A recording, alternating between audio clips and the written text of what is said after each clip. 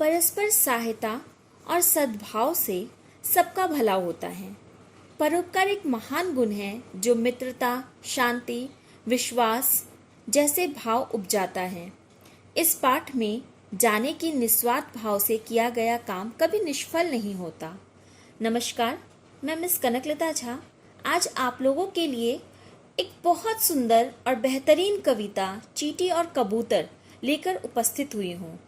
चींटी और कबूतर साधारण जीवों के माध्यम से कवि ने परोपकार की एक बेहतरीन सीख हमें दी है। आइए पढ़ते हैं चींटी और कबूतर। प्यासी चींटी धीरे धीरे झरने पर थी आई, झुककर पानी पीने बैठी लुढ़की और घबराई। गिरते गिरते चींटी चीखी, जल्दी मुझे बचाओ, तैर नहीं सकती पानी में, जल्दी मुझे उठाओ। पेड़ पर बैठे एक कबूतर ने सुन ली करुण पुकार, कैसे इसे बचाओ मैं वह सोच रहा था बारंबार। पत्ता पेड़ से उसने तोड़ा, चोंच में लिया दाब, फेंका तेजी से बहती उस चींटी के पास। चींटी पत्ते पर चढ़ बैठी थी अब भी परेशान, चोंच में दबा ले आया कबूतर, जिंदा उसको जान। चींटी ने आंखें झपकाई, बोली धन्यवाद, प्राण बचाए तुमने मेरे, सदा रखूंगी याद। कुछ दिन बीत गए, एक शिकारी उसी जगह पर आया, उठा बंदूक निशाना साधा, कबूतर नजर जब आया।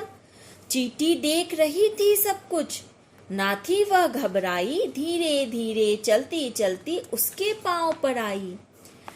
काटा इतनी जोर से उसने, शिकारी था घबराया, छूटी गोली निशाना चूका, कबूतर हाथ न आया। उड़कर पत्तों में छिप बैठा था, यह मन में आया, चींटी की बुद्धि ने ही आज मुझे बचाया। शाम हुई चींटी को ढूंढा, यह कह उसे बुलाया, चींटी रानी धन्यवाद कहने आज यहाँ मैं आया। मैं जिंदा हूँ तेरे कारण तभी काम हूँ आई, भला करोगे भला ही होगा सुनो कबूतर भाई। एक बार कबूतर ने चींटी की जान बचाई, उसे डूबने से बचाया।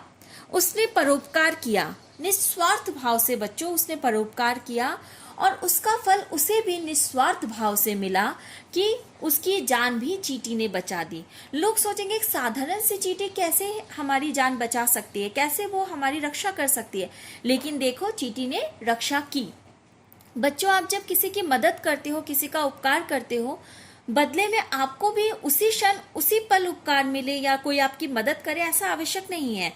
आपने मदद की, उसके बाद आप भूल जाइए उस मदद को। कभी ना कभी जब आप मुसीबत में पड़ोगे तो आपकी भी मदद करने के लिए कोई ना कोई वहां उपस्थित अवश्य होगा। ईश्वर का कहना है कि अगर आप दूसरों की मदद करोगे तो आप भी कभी निस्सहाय असहाय नहीं रहोगे, आपकी भी मदद करने के लिए कोई ना कोई अवश्य होगा, जो कि हम कबूतर और चींटी के माध्यम से जान पाते हैं। बच्चों यहाँ कुछ शब्दार्थ दिए गए हैं जो आपको पढ़ने हैं और याद करने हैं। इसके साथ साथ कुछ प्रश्नोत्तर दिए गए हैं। पानी में गिरने पर चींटी क्यों घबरा गई? पानी में गिरने पर चींटी इसलिए घबरा गई क्योंकि उसे तैरना नहीं आता था। कबूतर ने चींटी को कैसे बचाया? पेड़ से एक पत्ता तोड़कर फेंका जिस पर चींटी चढ़ गई और इस प्रकार कबूतर ने चींटी को बचा लिया। कबूतर द्वारा जान बचाने पर चींटी क्या बोली? कबूतर द्वारा जान बचाने पर चींटी ने उसे धन्यवाद करके कहा कि वो भी उसके काम आएगी। पत्तों में छिपा कबूतर क्या सोच रहा था? पत्तों में छिपा कबूतर सोच रहा था कि आज चींटी नहीं होती तो उसकी जान कौन बचाता। धन्यवाद।